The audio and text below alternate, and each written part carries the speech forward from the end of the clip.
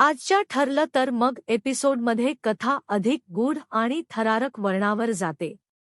सायली अर्जुनला सांगते की बाबूने ज्या ट्रक मालकाचं स्केच काढून दिलं आहे त्या माणसाला भेटायला ती एकटी जाणार आहे। अर्जुनला तिची काळजी वाटते, पण सायली कुणाचंही ऐकत नाही।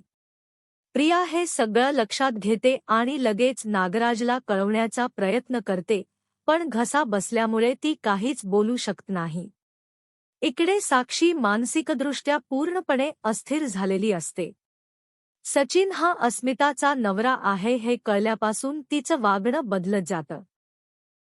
सचिन आपलाच असावा या हट्टापायी ती थेट अस्मिताला संपवण्याचा भयानक निर्णय घेते आणि आज रात्रीच तिला मारायचं ठरवते। घरात वातावरण हलकंफुलकं असताना सायली अर्जुनची मजेशीर नक्कल करत सगळ्यांसमोर फ्लर्ट करते।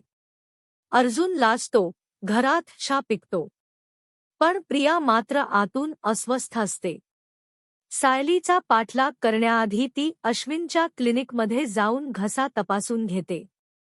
औषधं घेतल्यावर तिचा आवाज थोडा सुधारतो आणि ती लगेच सायलीच्या मागावर निघते। सायली स्केचमधील माणसाच्या घराजवळ पोहोचते। प्रिया लपून तिथे पोहोचते। बराच वेळ कोणीच येत नाही। उन्हात उभी असलेली सायली पाहून अर्जुन स्वतः तिथे येतो, टोपी, सनस्क्रीन, सनग्लासेस घेऊन। त्याची काळजी पाहून सायली भावुक होते, तर प्रिया मात्र उन्हात करपत बसलेली असते। रात्री घरात प्रेमळ वातावरण असतं। सायली टेडी बियरच्या वेशात अर्जुनला सरप्राईज देते। अर्जुन केक बनवतो, दोघांचे गोड क्षण घरात आनंद पसरवतात।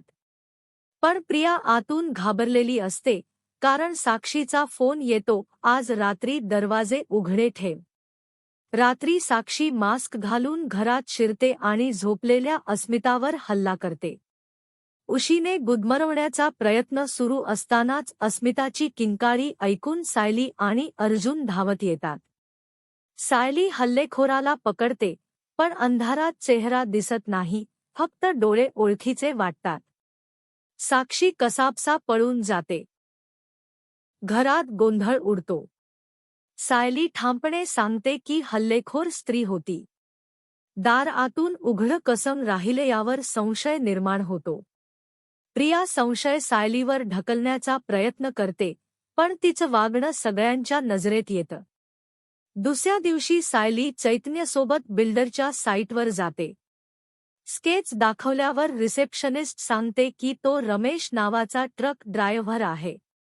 रमेशची गाडी दाखवते आणि दोघं त्याचा पाठलाग करतात।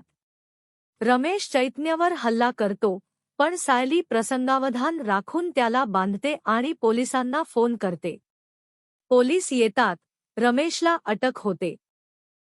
अर्जुन तिथे पोहोचतो। सायली संपूर्ण प्रकार सांगते। चैतन्य बेशुद्ध पडलेला असतो, अर्जुन त्याला शुद्धीवर आणतो।